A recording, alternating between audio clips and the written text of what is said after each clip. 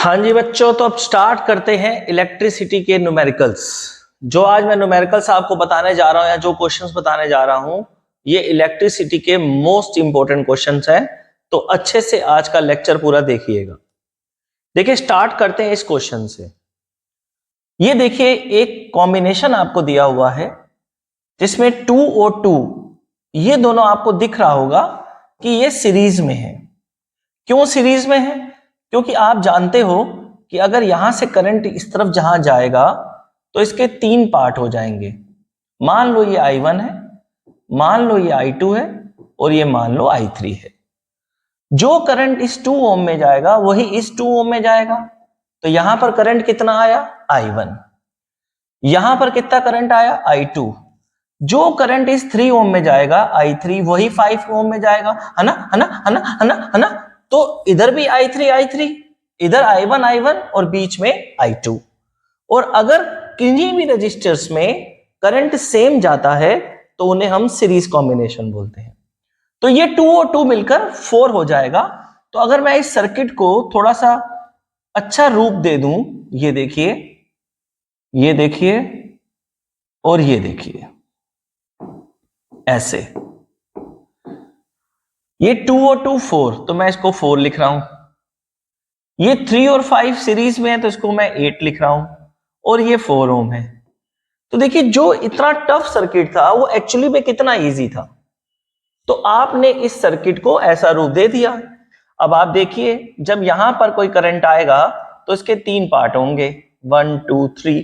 और जब current divide होता है तो उसको क्या बोलते हैं? Parallel combination. तो ये तीनों पैरेलल में हो गए। तो 1/R is equal to 1/4 plus 1/4 plus 1/8।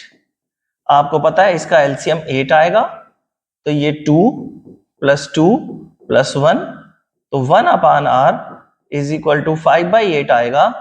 तो R की वैल्यू आपकी 8/5 आ गई। तो ये जो 8/5 आया है, ये इक्विवेलेंट रेजिस्टेंस है इस पूरे सर्किट का।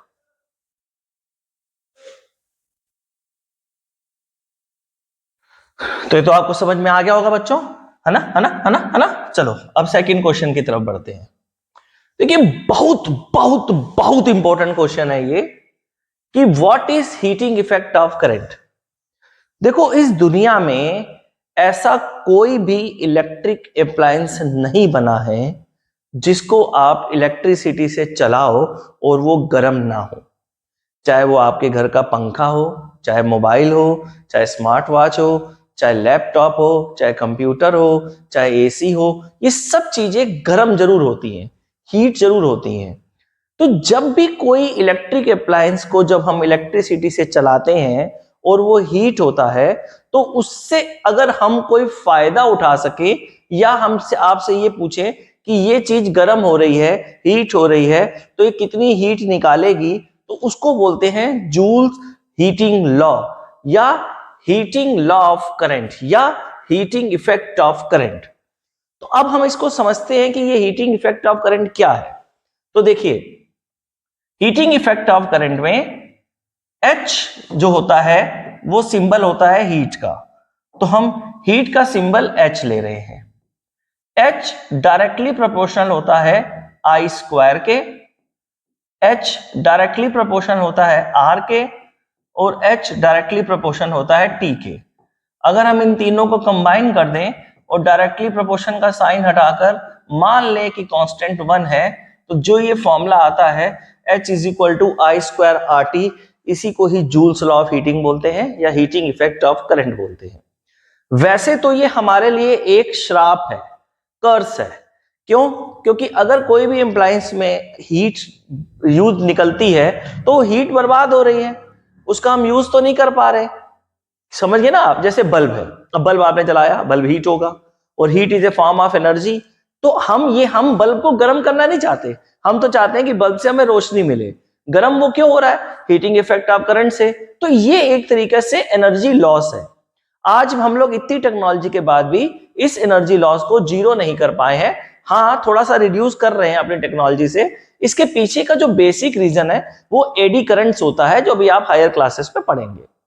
तो अगर हम इस हीट का फायदा उठाने की कोशिश करें, मतलब अब ये हमको किसी ने दुख दे दिया, अब उस दुख को सुख में कैसे बदले, तो उसके लिए हमने इसका यूज करना स्टार्ट किया। बल्ब में इसका यूज किया, हीटर में इसका यूज किया। अब बल्ब और हीटर में एक स्पेशल टाइप के एलॉय यूज होते हैं। एलॉयज तो आप जानते ही होंगे कि it is a mixture of two metals और वन मेटल, नॉन मेटल्स। तो कई चीजों को मिलाकर हम जो चीज बनाते हैं उसे एलॉय बोलते हैं। अब हीटर में नाइक्रोम वायर का यूज होता है। अब क्वेश्चन ये उठता है कि नाइक्रोम का ही यूज क्यों होता है? तो बेटा समझो, हमें क्या चाहिए है कि हम हीटर चलाएं और हमें हीट मिले। अब अगर आप हीटर के अंदर कागज लगा देंगे और कागज को जलाएंगे तो 1 सेकंड के लिए हीट मिलेगी, 10 सेकंड के हीट मिलेगी और कागज बंद हो जाएगा, हीट खत्म हो जाएगी। सेम वही चीज लकड़ी में होता है। लकड़ी जलाई, लकड़ी के बाद पोल्यूशन भी बहुत होता है और लकड़ी जब जलती है थोड़े टाइम के बाद लकड़ी खत्म हो गई, आपको दूसरी लकड़ी चाहिए। लेकिन अगर हम नाइक्रोम वायर का यूज कर ले हीटर में, तो जब नाइक्रोम वायर जलती है तो क्या होता है कि उसका रेजिस्टेंस चूंकि बहुत हाई होता है और मेल्टिंग पॉइंट हाई है, तो चूंकि उसका मेल्टिंग पॉइंट और बॉइलिंग पॉइंट सब हाई है, तो आप जब भी उसको करंट देंगे तो नाइक्रोम वायर बर्न नहीं होती है, जलती नहीं है। ठीक है, आपको जब आप उसमें करंट पास कराएंगे तो उसमें हीट प्रोड्यूस होगी, क्योंकि हीटिंग इफेक्ट ऑफ करंट में I स्क्वायर RT है। आपने R को मोर कर दिया है, बहुत ज्यादा कर दिया है। तो R अगर आप बहुत ज्यादा कर दोगे तो हीट ज्यादा निकलेगी, लेकिन वो एलॉय ही बनाया ऐसे गया है कि वो मेल्ट भी नहीं होगा और बॉयल भी नहीं होगा। तो जब आप स्विच ऑन करेंगे आपको हीट मिलेगी, जब आप स्विच ऑफ करेंगे हीट खत्म हो जाएगी। दोबारा जब आपको हीटर चलाना है फिर आप स्विच ऑन करिए, फिर नाइक्रोम वायर आपको हीट प्रोड्यूस करेगा और फिर खत्म हो जाएगा। तो ये बोर्ड्स का फेमस क्वेश्चन है कि what are alloys and what are the use of alloys in heating effect of current, या why we use nichrome wire, why we use tungsten in bulb. तो इन सब के दो मेन रीजन है। जब भी बोर्ड्स में क्वेश्चन आएगा आपको क्या लिखना है? Number 1, it has high resistance या हाई रेजिस्टिविटी, इनकी रेजिस्टिविटी बहुत हाई होती है। And the second one is melting point and boiling point also high. अगर आपने ये दो चीजें लिख दी आपको फुल मार्क्स मिलेंगे। बोर्ड्स का क्वेश्चन क्या है? Why we use nichrome wire and what is the answer? It has very high resistance and it has very high melting point and boiling point. तो इससे रिलेटेड कोई भी क्वेश्चन आए या न्यूमेरिकल आए, फॉर्मूला है I स्क्वायर RT और reason मैंने आपको बता दिया कि हीटिंग इफेक्ट का रीजन क्या होता है। अब थर्ड क्वेश्चन की तरफ बढ़ते हैं। थर्ड क्वेश्चन जो आता है हमारा, ये एक बहुत फेमस न्यूमेरिकल है जिससे हम इलेक्ट्रिक एनर्जी को पता लगाते हैं। देखिए हमारे घर का जो बिल आता है वो यूनिट्स में आता है। आपने कभी अपने घर का बिल देखा हो तो उसमें लिखा होता है 120 यूनिट्स, 130 यूनिट्स। तो हमारे घर के बाहर जो मीटर है वो यूनिट्स को नापता है और इनटू जो भी रेट होता है, सर्किल रेट होता है, उसका इनटू करके कैलकुलेट करके बिल आ जाता है। हम इस चैप्टर में ये सीखने जा रहे हैं कि जो घर में यूनिट आता है ये कैसे आता है। तो ये यूनिट होता है, इसी की दूसरी यूनिट है किलोवाट आवर, इसी को किलोवाट आवर बोलते हैं। तो ये हीट एनर्जी की एक यूनिट है। तो जब भी आपको इलेक्ट्रिक एनर्जी निकालनी हो, घर से रिलेटेड क्वेश्चन आए, होम से रिलेटेड क्वेश्चन आए, तो पावर किलोवाट में रखते हैं और टाइम आवर में रखते हैं। ये आपको याद रखना है। अब देखिए ये एक बल्ब है जो 100 वाट का है, तो 100 वाट के बल्ब को आप 1000 से डिवाइड दे दीजिए, ये किलोवाट में आ गया। कितनी देर के लिए आपने चलाया? 12.5। इसमें 12.5 का इंटू करा दीजिए। ये आपने डेली चलाया है, ठीक। पहले पर डे की हीट निकालते हैं, हीट पर डे, इसको सॉल्व करते हैं। तो ये और ये कैंसिल हो गया, तो ये 1.25 पर डे की हीट एनर्जी आएगी, जिसको हम 1.25 यूनिट्स बोलेंगे। अब हमें 30 डेज के लिए निकालना है, तो अगर यही चीज 30 दिन तक चलेगी तो 1.25 इंटू 30 कर देंगे। तो जब आप 1.25 इंटू 30 करेंगे तो 3 5 जा 15, 3 2 जा 6 और 7, 3 1 जा 3, तो ये आपका आ जाएगा 37.5 यूनिट्स। मतलब एक महीने में आपने 37.5 यूनिट्स का यूज किया। अब जो भी उसका बिजली का रेट दिया होगा, इलेक्ट्रिसिटी का रेट दिया होगा कि जैसे ₹7 पर यूनिट है, और मैं आपसे रेट पूछ लूं कि आपका बिल कितना आया, तो आप 37.5 इंटू 7 करेंगे, इसको कैलकुलेट करेंगे तो आपका आंसर रुपीस में आ जाएगा। तो कभी भी इलेक्ट्रिक अप्लायंसेस से रिलेटेड, एनर्जी से रिलेटेड क्वेश्चन आए कि एक घर में कितनी एनर्जी कंज्यूम हो रही है, तो पावर हमेशा किलोवाट में लेना है, टाइम हमेशा आर में रहना है। इस क्वेश्चन को अच्छे से समझ लीजिए, है ना, है ना, है ना, है ना, ठीक है। तो अब आगे बढ़ते हैं नेक्स्ट न्यूमेरिकल की तरफ। What do you understand by current rating? अरे भाई साहब, वर्ल्ड लेवल का क्वेश्चन है, मतलब वर्ल्ड क्लास क्वेश्चन है। यहां पर चाइना के छोटे छोटे आंखों वाले लोग भी पढ़ रहे होते हैं और अमेरिका के छोटे छोटे कपड़े वाले लोग भी यही चीज पढ़ रहे होते हैं। तो इंडिया में तो वैसे ही पता ही है, सब कुछ चलता है। तो what do you understand by current rating, ये एक बहुत फेमस क्वेश्चन है। करंट रेटिंग का मतलब क्या होता है कि जैसे आपके पास कोई स्विच है, अब आप मार्केट में जब स्विच लेने जाएंगे तो आप ये बोलेंगे कि हमें 5 एम्पियर का स्विच चाहिए या 15 एम्पियर का स्विच चाहिए। अगर आप उसको चेक करना, आप किसी मार्केट में जाइए और बोले मुझे एक स्विच दे दीजिए, तो तुरंत आपसे बोलेगा कि कौन सा स्विच चाहिए। तो नॉर्मल वाले बोलते हैं छोटा दे दो या बड़ा दे दो। छोटे को 5 एम्पियर बोलते हैं और बड़े को 15 एम्पियर बोलते हैं। तो अगर आप 5 एम्पियर का स्विच मार्केट से खरीद के लाएंगे, है ना, है ना, है ना, है ना, तो वो कहने का मतलब है कि उसमें 5 से ज्यादा आप नहीं चला सकते। उसकी मैक्सिमम करंट अलाउड लिमिट है 5 एम्पियर। तो एक स्विच जितना करंट मैक्सिमम अलाउ कर सकता है ना, है ना, है ना, है ना, उसे करंट रेटिंग बोलते हैं। तो करंट रेटिंग का मतलब समझे, the maximum current can be allow by through a switch is known as the current rating. अगर आपने 5 एम्पियर से ज्यादा का करंट उसमें डाला तो वो फूंक सकता है, जिसको हम ओवरलोडिंग बोलते हैं। तो ये करंट रेटिंग बहुत इंपॉर्टेंट क्वेश्चन है। करंट रेटिंग निकालने के लिए सीधा सीधा फॉर्मूला होता है। देखिए, करंट रेटिंग का मतलब समझिए, power is equal to V I. तो आई इज इक्वल टू क्या हो गया, पावर कंज्यूम अपॉन वोल्टेज। तो कभी भी करंट रेटिंग से रिलेटेड न्यूमेरिकल आता है तो हम पावर अपॉन वोल्टेज करते हैं। जैसे मैं आपसे बोलूं कि एक 100 वॉट का बल्ब है और वो 200 वोल्ट में कनेक्ट हो रहा है, तो आप बोलोगे सर 100 वॉट का बल्ब है और 200 वोल्ट में कन्वर्ट हो रहा है, तो ये जो करंट लेगा 100 अपॉन 200, तो एक बल्ब जो है वो 0.5 एम्पियर का करंट लेगा, है ना, है ना, है ना, है ना, समझ में आ रहा है, 0.5 एम्पियर का करंट लेगा। अब मैं तुमसे क्वेश्चन पूछूंगा कि ऐसे कितने बल्ब तुम 5 एम्पियर रेटिंग से यूज कर सकते हो। तो आप बोलोगे सर हमारे पास जो करंट अवेलेबल है वो है 5 एम्पियर और एक बल्ब ले रहा है 0.5 एम्पियर। तो अगर आपको नंबर ऑफ बल्ब्स निकालने हैं तो वो आ जाएंगे 10। तो आपका आंसर है कि इस स्विच से हम मैक्सिमम 10 बल्ब जला सकते हैं। मिनिमम की तो कोई लिमिट ही नहीं है, एक चलाओ, दो चलाओ या बिल्कुल ना चलाओ, मैक्सिमम 10 करंट निकाल सकते हैं। ये 2025 बोर्ड्स के लिए बहुत इंपॉर्टेंट क्वेश्चन है। पहले आप जो अप्लायंस आपको चलाना है, चाहे बल्ब हो चाहे हीटर हो, उसका करंट निकाल लीजिए। जो आपको करंट रेटिंग दी है उससे आपको डिवाइड करके पता लग जाएगा कि क्या आप उससे कुछ चला सकते हैं नहीं। जैसे ये हीटर का क्वेश्चन होता और हीटर में ये करंट मान लो 6.5 आ जाता और स्विच आपने 5 एम्पियर का लगाया है, तो आप बोलोगे इस स्विच से हीटर नहीं जल सकता। तो आपका आंसर है कि इस स्विच से हीटर, गीजर, जिनका भी 5 एम्पियर से ज्यादा करंट होगा वो नहीं चल सकते। ठीक है। अब कभी कभी ये आता है कि अगर ये नहीं चल सकते तो क्या करोगे, तो आप बोलोगे कि 5 की जगह 15 एम्पियर का करंट, क्योंकि जो मार्केट में है वो 5 के बाद सीधा 15 होता है, तो आप बोलोगे 15 एम्पियर वाला स्विच या सॉकेट हम खरीदेंगे। तो ये आपको समझ में आ गया होगा। ठीक है, ठीक है, ठीक है, ठीक है। अब देखिए नेक्स्ट। अब ये बहुत खतरनाक न्यूमेरिकल है, बहुत कंसेप्ट वाला न्यूमेरिकल है, तो जरा ध्यान से सुनिएगा। ये कह रहा है कि एक बल्ब है, ठीक, ये एक लैंप है 6 वोल्ट का और 12 वोल्ट का। इसके साथ हमने एक रजिस्टर ऐड कर दिया है, ठीक है, और इसको हमने 10 वोल्ट की बैटरी के साथ कनेक्ट कर दिया है। ठीक, ये क्वेश्चन है, देखो लिखा है एक लैंप है, is connected with resistor in series, R source voltage is 10 volt. जो ये वोल्टेज है वो 10 वोल्ट है। अच्छा, इधर देखिए, ये 6 वोल्ट है और ये 12 वोल्ट है।